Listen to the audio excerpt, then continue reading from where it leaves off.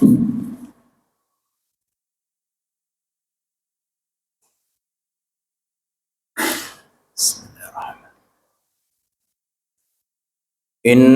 hamdalillah nahmaduhu wa nasta'inuhu wa nastaghfiruh wa na'udzu billahi min shururi anfusina wa min sayyiati a'malina. May yahdihillahu fala mudilla lahu wa may yudlilhu fala hadiyalah. Asyhadu an la ilaha illallah wa asyhadu anna Muhammadan abduhu wa rasuluhu la nabiyya ba'dah. Allahumma salli ala sayyidina Muhammadin wa ala ali sayyidina Muhammad. Amma ba'du faya ayyuhan nas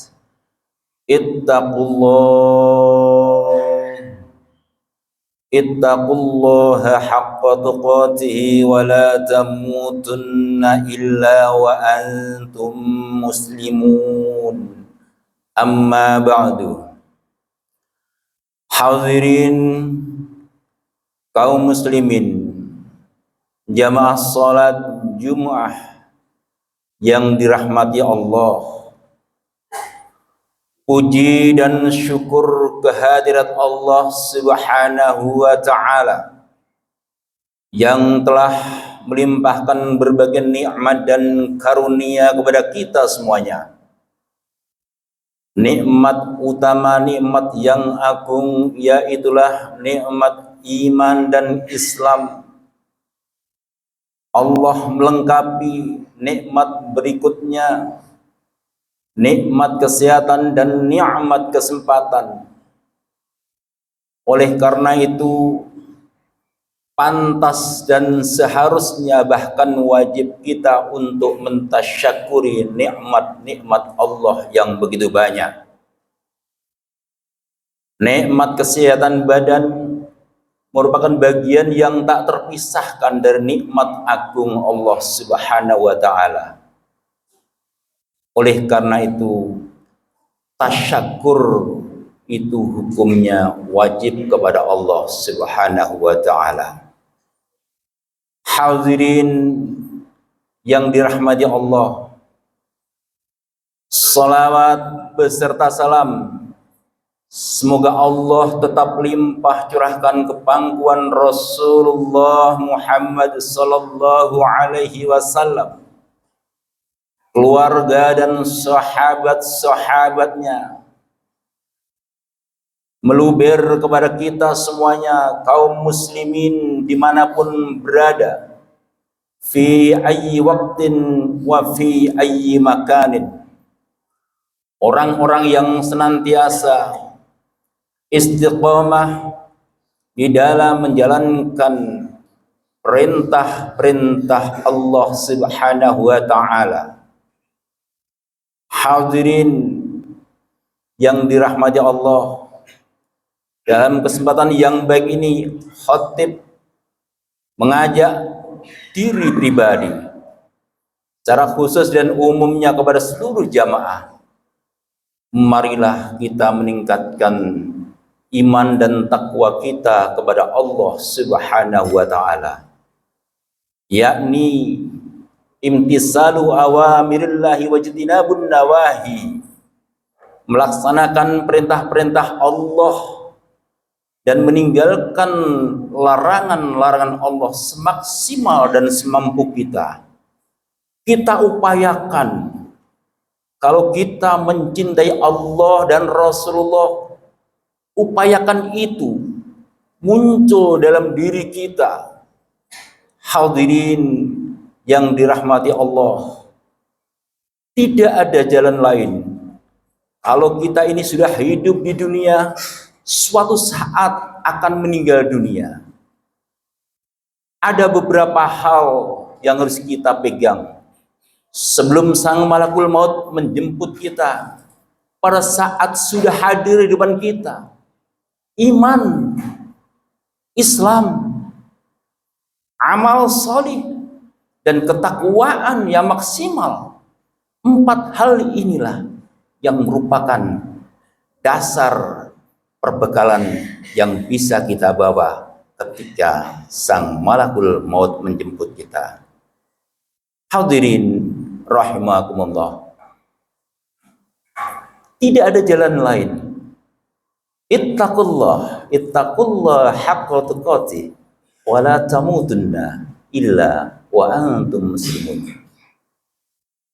Wa tazawwadu fa inna khairaz zadi taqwa wattaquni ya ulil albab.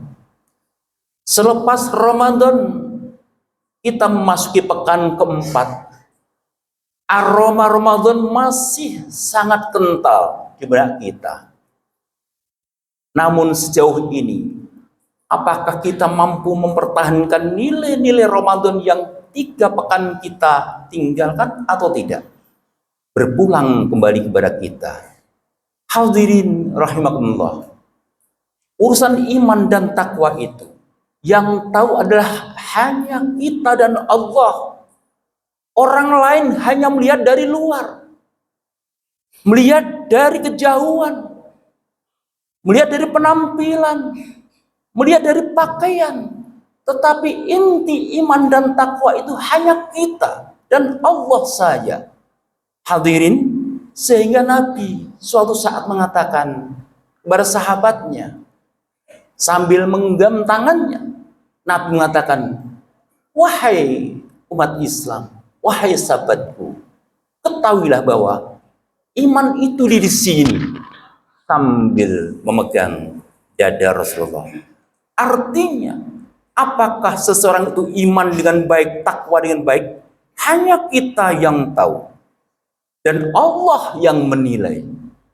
Oleh karena itu, samar antara orang baik dan orang yang tidak baik. Hadirin rahimakumullah, dalam kesempatan khutbah ini kami membawakan tema menteladani ketakwaan sahabat Bilal bin Rabah. Namun sebelumnya saya akan menyampaikan satu cuplikan bagaimana tentang takwa seorang penggembala kambing di padang pasir yang tandus dan panas sekali. Hadirin, dalam satu perjalanan tugas Khalifah Umar bin Khattab dengan didampingi pengawalnya di padang pasir, ketemu salah satu seorang penggembala kambing yang jumlah kambingnya tidak terhitung, milik majikan Arab. Dan nampaknya Umar bin Khattab ingin menguji tentang ketabahan dan ketakwaan sang penggembala kambing. Bersama sahabatnya, beliau berdua menghampiri, hayya bina, kesini. Anak gembala itu dipanggil, wahai sang penggembala, banyak amat kambing Anda. Bolehkah saya membeli 1 ekor saja? Saya dalam perjalanan dakwah saya, perjalanan saya berdua jauh, saya butuh bekal, anakku. Sang penggembala mengatakan, wahai Tuan, saya ini adalah penggembala di padang pasir. Tuan jarang menemui siapapun di sini. Di gembala yang sangat luas, padang pasir yang sangat luas, panas ini, hanya saya yang ada. Mungkin di jauh sana ada penggembala yang lain. Kalau Tuan ingin membeli 1 di antara kambing yang kami gembalakan ini, wahai Tuan, ketahuilah bahwa saya bukan pemilik kambing-kambing yang saya gembalakan ini. Justru saya adalah seorang penggembala. Apa kata Umar bin Khattab? Wahai anak gembala, saya tidak butuh banyak, cukup 1 saja untuk perbekalan kami. Kalaupun Anda melepas 1 kambing itu, tentu majikan Anda tidak akan tahu. Wahai Tuan, memang Tuan majikan kami di rumah tidak tahu tentang apa yang saya gembalakan. Bahkan jumlah piaraan ini beliau tidak tahu. Tetapi fa'ainallah, di manakah Allah? Jawaban seorang penggembala itu.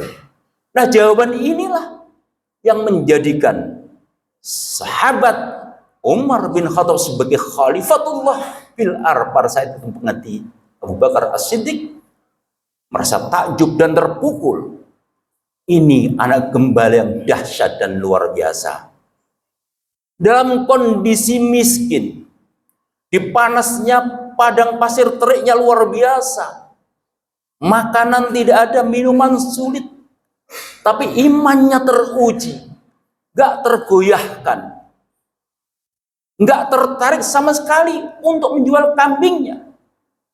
Umar mengatakan, Anda pun bisa mengatakan satu di antara kambing ini diterkam oleh binatang buas, wahai majikan kami. Tapi lagi-lagi sang penggembala kambing mengatakan, fa'ainallah. Inilah statement, pernyataan seorang anak gembala yang kemudian menjadikan sahabat Abu Bakar sebagai khalifah mengajak serta anak itu pergi ke majikannya. Wahai penggembala, antarkan saya ke rumah majikan kamu. Jauh Tuan, tidak apa-apa, antarkan sekarang. Diantarkan. Setelah sampai di rumah sang majikan, Khalifah Umar bin Khattab mengatakan bahwa budakmu yang sekarang mengembalikan kambing-kambing saya beli dan saya merdekakan. Bukan hanya itu hadirin, Umar bin Khattab membeli beberapa ekor, kemudian diberikan kepada budak itu, sudah dimerdekakan, dan kemudian diberikan bekal beberapa kambing yang dibeli dari sang majikan. Subhanallah, walhamdulillah, wala ilaha illallah. Hadirin, nampaknya iman itu tidak terpengaruh dengan status sosial seorang. Sekarang ini orang banyak yang kaya raya, tetapi masih korupsi. Beda dengan sang penggembala, miskin, susah hidupnya, tetapi iman adalah nomor satu. Hadirin rahimakumullah, iman takwa tidak tergantung gelar seseorang, apakah dia profesor atau doktor, MPD atau PhD, tidak. Tetapi iman adalah merupakan kristalisasi nilai-nilai ibadah yang ada di dalam dada seseorang hamba. Hadirin rahimakumullah. Adapun cerita yang kedua, kita tahu paham tentang bagaimana kehebatan dan keuletan iman dari seorang Bilal bin Rabah. Dia adalah negro dari Afrika, budak hitam. Ketika iman Islam datang, Bilal bin Rabah ini langsung menyatakan diri, baiat kepada Rasulullah. Ya Rasulullah, aku mengimani risalah. Hadirin, Bilal bin Rabah ini adalah merupakan budak negro Habsi Afrika. Dia adalah budak dari Umayyah bin Khalaf. Pada saat majikannya mendengar bahwa budaknya masuk ke dalam agama Islam, maka Umayyah bin Khalaf langsung menghajarnya. Dia dihukum, dia diseret di padang pasir, dia ditindih dengan batu, diteriknya panas matahari padang pasir, dan akhirnya diserahkan kepada anak-anak agar anak-anak juga ikut menghukum yang namanya sahabat Bilal bin Rabah. Ketika Umayyah bin Khalaf mengatakan Uzza walata, Uzza walata, Bilal bin Rabah mengatakan ahadun, ahadun, ahadun. Hadirin rahimakumullah, begitu dahsyatnya kekejaman seorang juragan yang namanya Umayyah bin Khalaf itu.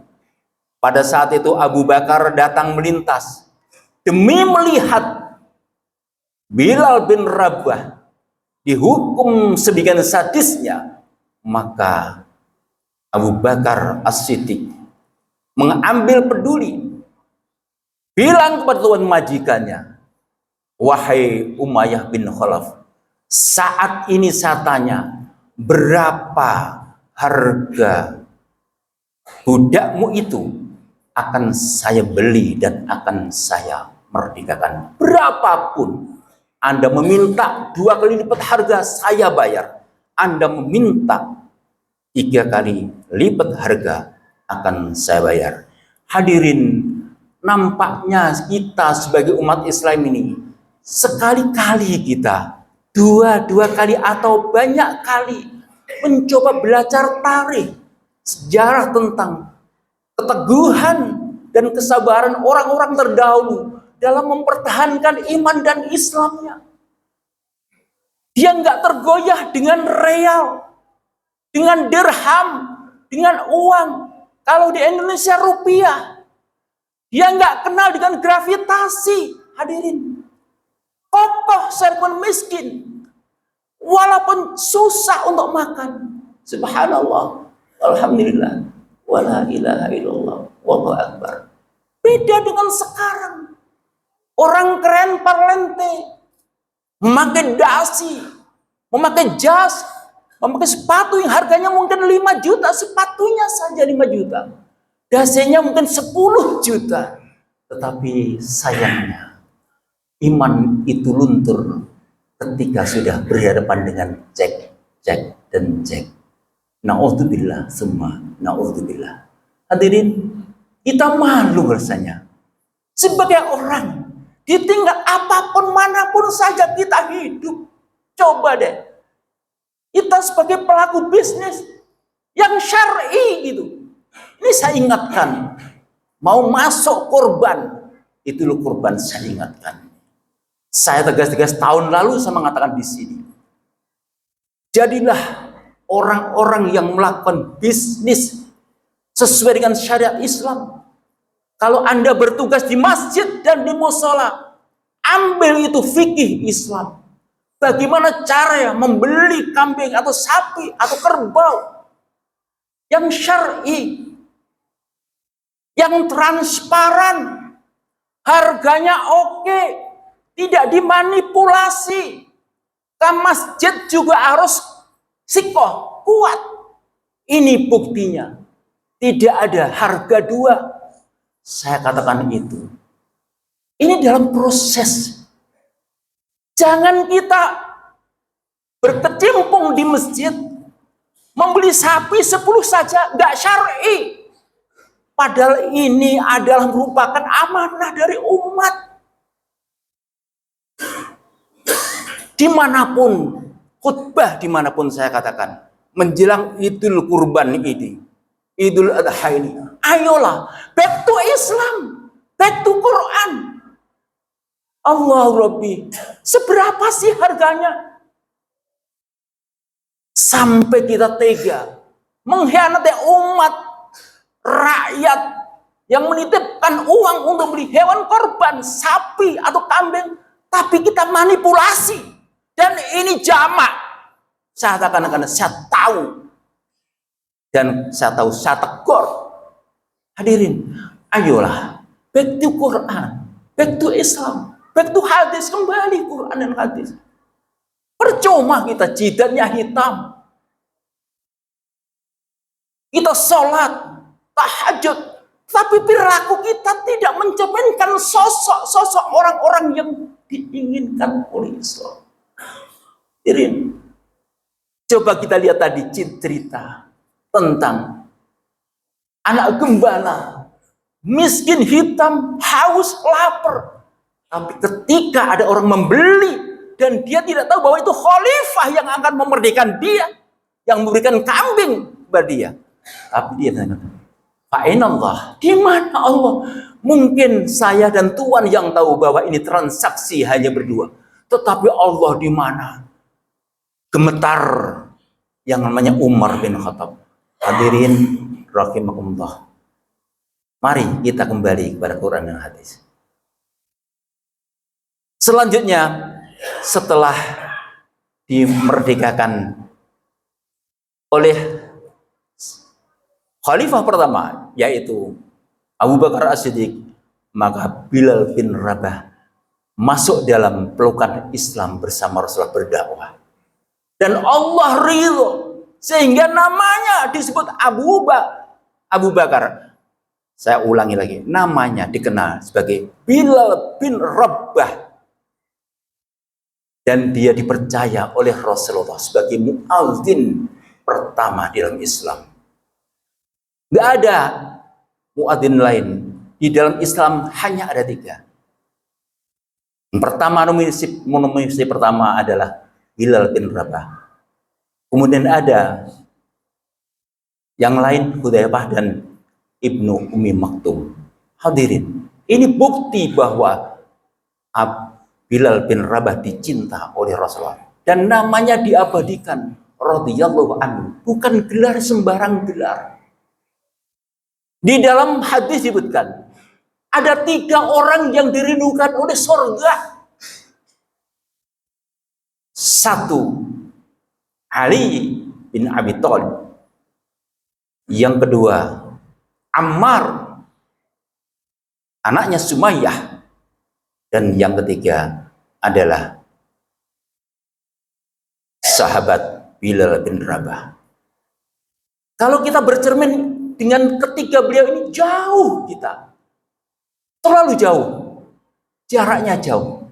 Tapi setidaknya dengan belajar tarikh, kita menjadi tertarik. Ayo kembali. Hadirin yang dirahmati Allah. Dan bukti bahwa Bilal adalah dicinta Rasulullah saat Rasulullah meninggal dunia. Rasulullah meninggal dunia saat pagi menjelang siang, matahari sudah mulai meninggi. Suasana duka menyelimuti seluruh wilayah di negeri Madinah. Keluarga maupun para sahabat yang lainnya, mereka pada nangis. Setelah Rasulullah dimandikan, kemudian dikafankan, tetapi belum dikebumikan. Waktu itu azan, waktu sholat datang, maka sahabat Bilal bin Rabah naik ke atas Ka'bah. Hadirin, dulu orang azan itu naik ke atas Ka'bah, bukan seperti sekarang.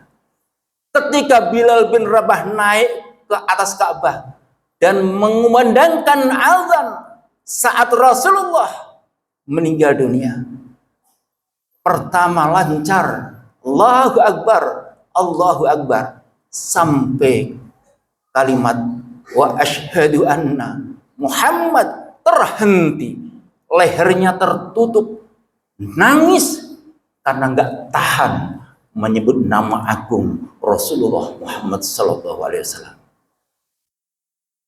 Hadirin, dari sejak itu 3 hari sesudah Rasulullah sallallahu alaihi wasallam wafat, sahabat Bilal bin Rabah kemudian mengumandangkan azan untuk yang berikutnya. Tetapi hadirin, lagi-lagi ketika sampai kalimat asyhadu anna Muhammadar Rasulullah, tertahan lagi. Suaranya mandek. Teringat orang yang paling agung, orang yang paling suci, yakni Rasulullah Muhammad sallallahu alaihi wasallam. Hadirin, inilah sosok sahabat Bilal bin Rabah. Maka setelah azan yang itu, beberapa hari kemudian sahabat Bilal bin Rabah minta pamit kepada Khalifah Abu Bakar. Wahai Abu Bakar, saya ingin ke Damaskus untuk melakukan dakwah dan berjihad di sana. Saya tidak tahan mengingat dan mengenang jejak dan sikap Rasulullah. Hadirin, Dan itulah merupakan azan yang terakhir sahabat Bilal. Sesudah Rasulullah wafat, sahabat Bilal tidak mau lagi menjadi muadzin. Karena apa? Setiap membaca kalimat nama agung Muhammad SAW, lehernya tertutup dan matanya sembab menangis. Subhanallah, alhamdulillah, wala ilaha illallah, wallahu akbar. Hadirin, sekelumit tentang cerita ketakwaan dari dua sahabat, hadirin. Yang satu adalah sang pangon atau sang penggembala kambing. Yang kedua adalah sahabat Bilal bin Rabah. Semua adalah budak negro orang Afrika. Sehingga suatu saat Rasul mengatakan, tidak ada kelebihan orang Arab atas orang ajam atau luar ajam. Tidak ada kelebihan juga keunggulan ras dari orang selain Arab pada orang ajam. Tidak ada juga keunggulan orang yang berkulit merah kepada orang yang berkulit hitam, dan tidak ada keunggulan orang yang berkulit hitam kepada yang kulit merah. Illa bittaqwa, kecuali takwa, takwa dan takwa. Takwa kalimat yang sangat pendek, tapi menjadi penentu manakala kita menghadap Allah Subhanahu wa Ta'ala. Demikian khutbah singkat. Semoga ini menjadi pemantik dan pemandu dalam kita melakukan kegiatan sebagai seorang Islam. Barakallahu li wa lakum fil Qur'anil azim wa nafa'ana bihi wa bi ulumi fid dharaini amin. Rabbana iftah bainana wa baina qaumina bil haqq wa anta khairul fatihin.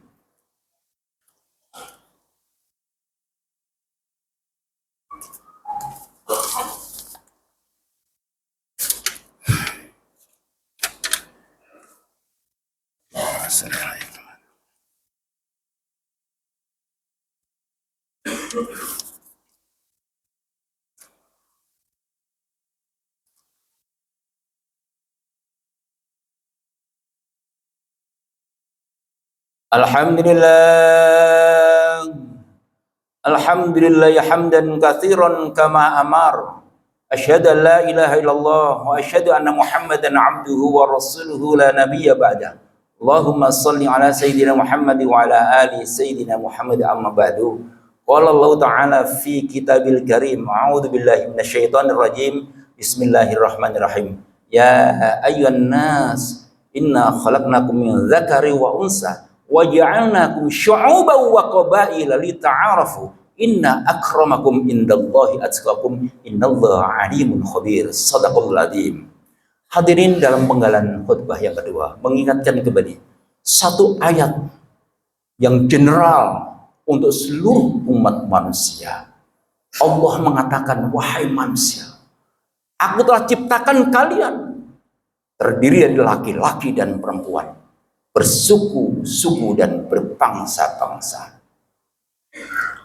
Untuk apa? Agar kalian saling mengenal. Lita'arafu, jangan bermusuhan, tetapi bertemanlah, berdamai. Walaupun dalam keadaan sekarang ini banyak pertikaian, banyak peperangan. Karena apa? Tidak kembali kepada Al-Quran dan Al-Hadis. Yang membedakan, inna akramakum indallahi atqakum. Yang membedakan hanyalah takwa di antara kamu sekalian. Innallaha alimun khabir. Allah maha mengetahui dan Allah maha teliti.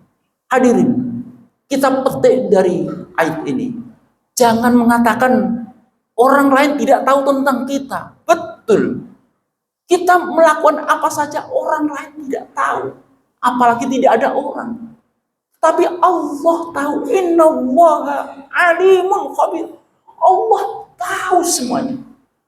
Dan Allah maha teliti.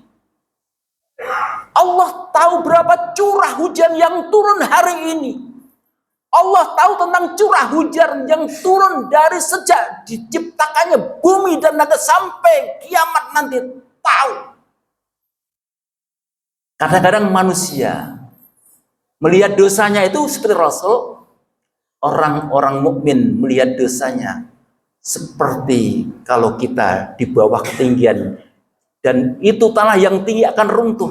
Tetapi orang yang penuh maksiat, orang-orang kafir, orang-orang Islam sekalipun yang penuh maksiat, melihat dosanya itu seperti melihat lalat nempel di atas hidung, cuman dihalau begitu saja.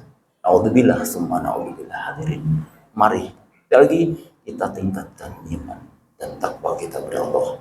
Kita rapatkan barisan kita, jamaah kita. Jangan ada yang slack, yang enak gitu, yang baik, komunikasinya yang baik, yang indah, yang nyaman. Islam itu damai. Kalau umat Islam tidak damai, dia bukan umat Islam. Kalau hatinya masih hitam, kalau hatinya masih buruk, bukan umat Islam. Karena Islam itu damai. Aslim, ya, Islam. Hadirin, mari kita berdoa kepada Allah. Innallaha wa malaikatahu yusalluna 'alan nabi ya ayyuhalladzina amanu sallu 'alaihi wa sallimu taslima.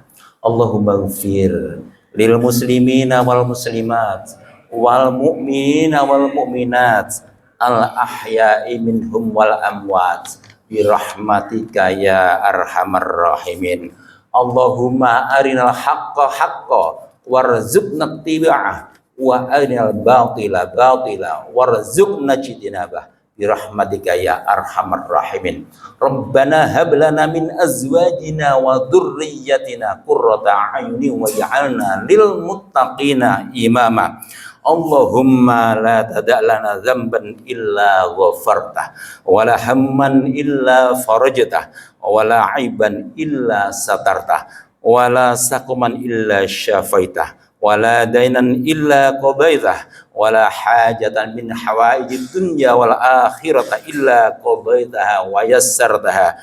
Allahumma ya Allah fayassir umurana wasrah sudurana wa nawwir qulubana wahtim bis solihati a'malana. Rabbana ighfir lana wa liwalidayna warhamhuma kama rabbayana shighara wa li jami'il mu'minina wal muslimat wal mu'minina wal mu'minat al ahya'i minhum wal amwat bi rahmatika ya arhamar rahimin. Rabbana taqabbal minna innaka antas samiul alim wa tub alaina innaka antat tawwabur rahim. Rabbana zalamna anfusana wa illam taghfir lana wa tarhamna lanakunanna minal khasirin. Rabbana atina fid dunya hasanah wa fil akhirati hasanah wa qina azabannar. Walhamdulillahi rabbil alamin.